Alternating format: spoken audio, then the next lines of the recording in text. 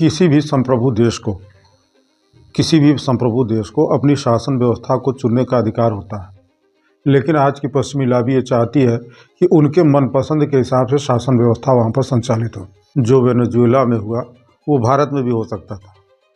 जैसे वोट चोरी का ड्रामा किया गया, मीडिया में, सोशल मीडिया में इसका दुष्प्रचार किया गया, एक नैरेटिव गढ़ा गया। ज़रा हम याद करें, इतिहास में जाएं कि श्रीलंका, पाकिस्तान, बांग्लादेश में क्या हुआ। पहले ये नैरेटिव गढ़ा गया कि वहाँ अर्थव्यवस्था फेल हो गई है, वोट चोरी की गई, लोकतंत्र खतरे में है। इस तरीके की पश्चिमी मीडिया ने पूरे वर्ल्ड में एक नैरेटिव गढ़ दिया। ये नैरेटिव गढ़ता कौन है? वेस्टर्न मीडिया, फर्जी NGO जो इंटरनेशनल लेवल के हैं, और जो वेस्टर्न मैनेजर्स हैं मीडिया के, इन लोगों ने पूरे वर्ल्ड में ये बताने का प्रयास किया।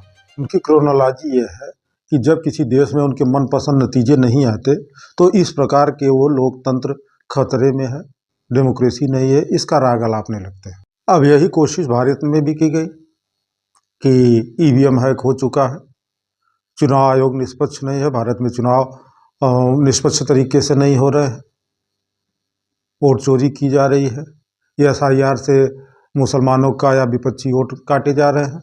इस तरीके के नैरेटिव गढ़े जा रहे हैं कि लोकतंत्र खतरे में है, भारत में लोकतंत्र केवल दिखता है, अंदर से खोखला हो चुका है। लेकिन उनके लिए दिक्कत यह है कि उनका ये जो स्क्रिप्ट है, इनका नैरेटिव है, भारत में फेल होता जा रहा है, क्योंकि भारत के में लोकतंत्र की जड़ें बड़ी नीचे तक हैं और यहाँ पर जो चुनाव होते हैं वो ज़मीनी हकीकत पर लड़े जाते हैं, न कि विदेशी मीडिया के हेडलाइन। और हमारे यहाँ एक भारतीय नेता, विपक्षी नेता, इस पूरे पश्चिमी नैरेटिव को कॉपी पेस्ट करके भारत में बेचने की कोशिश करता है, और जब भारत में नहीं बिकता, नहीं चलता झूठ, तो विदेशी धरती पर, अमेरिका में, जर्मनी में, ब्रिटेन में, अन्य विश्वविद्यालयों में जाकर ये झूठा प्रचार कर रहे हैं कि लोकतंत्र भारत में खोखला हो चुका है।